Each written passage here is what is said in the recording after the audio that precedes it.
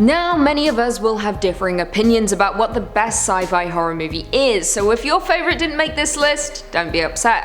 Perhaps a part 2 will satiate your needs. This is the top 5 scariest sci-fi horror movies. Let's jump in. Coming in at number 5, we have Event Horizon.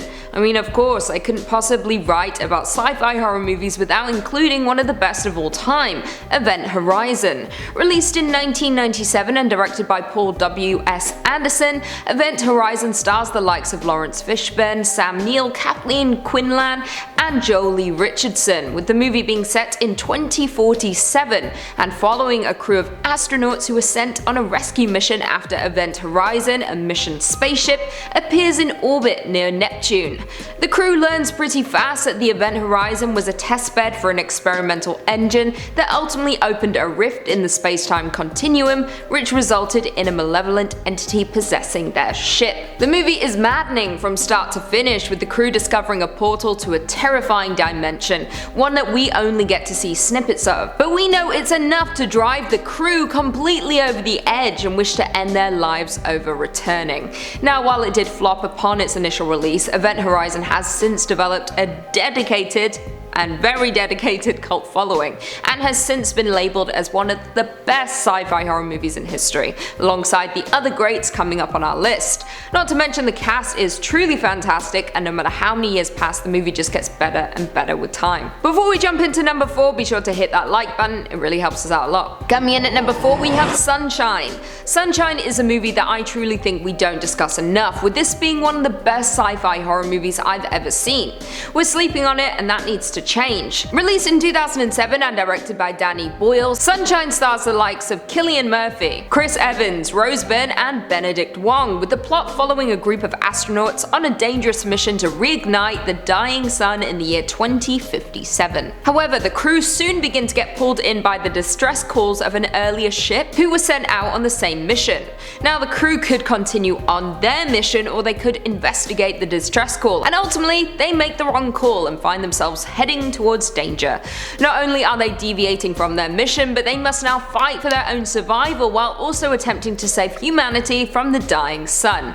Now, it should be noted that Danny Boyle has credited movies such as Alien and Solaris as his big inspirations for Sunshine. However, while Sunshine doesn't outperform those films, it certainly comes close. Many critics and viewers alike have also noted the similarities between Sunshine and 2001: A Space Odyssey.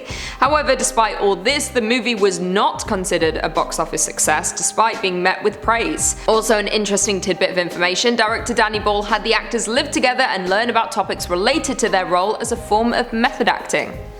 Fun. Boring. Coming in at number 3, Aliens. Now, it hurt me to put Aliens so far down on our list, considering that it is my personal favourite film from the Alien franchise, which you all seem to find very upsetting in one of my previous lists. Released in 1986 and directed by James Cameron, Aliens is the sequel to the 1979 movie Alien, and stars Sigourney Weaver as Ellen Ripley, the sole survivor of an alien attack on her ship. However, this time around, when communications are lost with the human colony on the moon where her crew first encountered the alien creatures, Ripley must once again return to investigate, this time with a brand new crew of colonial marines.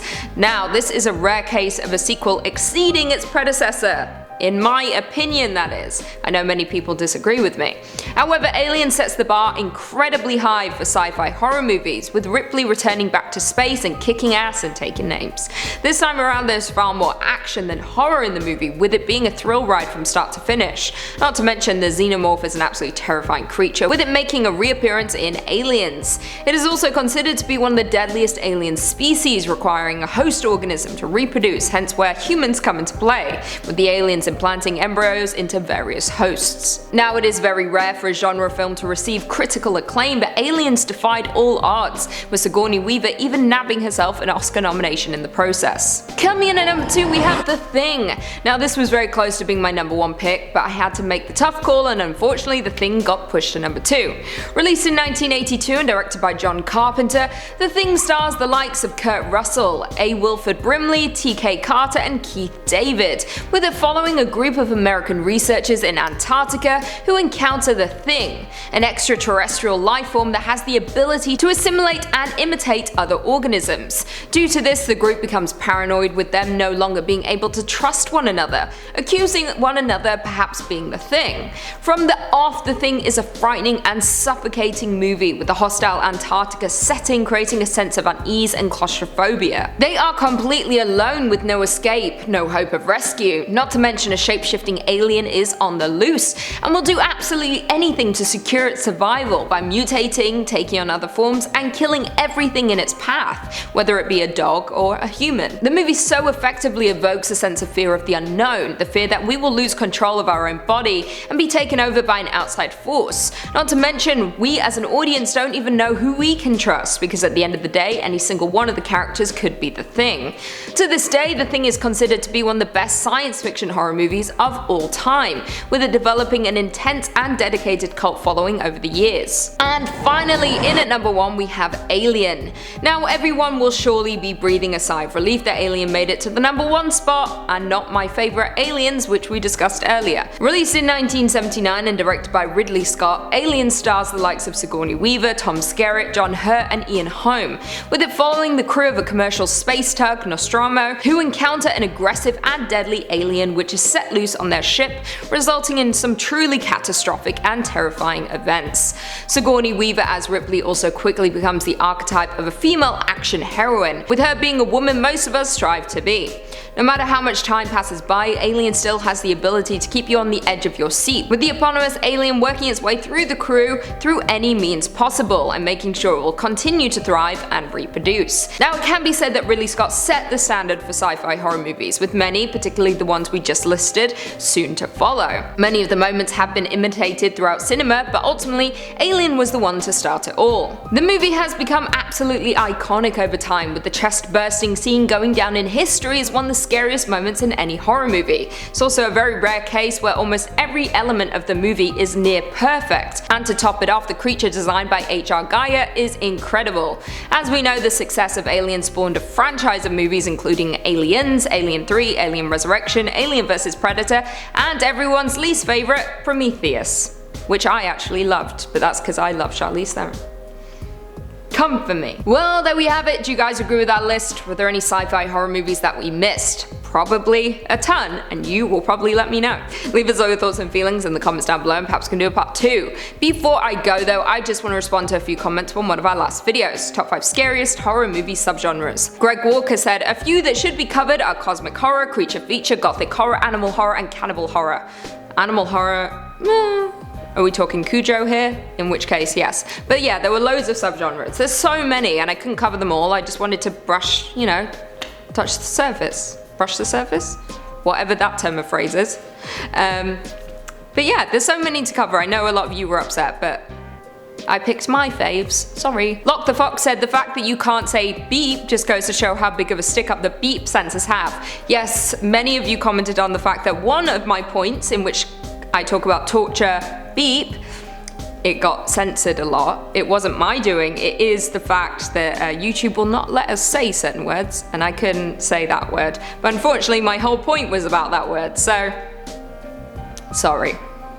Sorry not sorry. The BMF said, werewolf movies and genuinely scary vampire movies are my favourites. I agree, there are some good werewolf movies. I could probably name one, American Werewolf. American Werewolf in London. Not in Paris. Where American Werewolf in Paris? No, London. Vampire movies though, many good ones. Carmel Claude said Jason was not the killer in Friday the 13th, only in the sequels. Okay, a few of you pointed this out, and then someone even said, how did she not know this? I know this. Did I say something else? Because it's the mother who's the killer in the first one. I'm very much aware. And then Jason in the sequels. But Jason is still discussed throughout. Even in the first one. They thought he was the killer in the first one. I know who the killer is, don't come for me. I'd admit it if I said something wrong. If I said something wrong, sorry. DDY Rit said, Lucy, you look absolutely lovely tonight. Thanks. Just had to throw the compliment in there to make me feel good about myself. Marco Hissink said, dread. In Hereditary, there is no dread to be seen and it's just an unscary and boring movie. Okay, to each their own. I know lots of people who don't like Ari Aster's movie. Many people hated Hereditary and Midsommar. If that's you, that's fine. I personally found Hereditary very scary and I thought it was very effective. And there is a lot of dread, in my opinion. But we don't all have the same opinion, and if we did, the world would be boring. End of story. And on that note, if you haven't already, be sure to give this video a big thumbs up, and until next time, I'll see you later.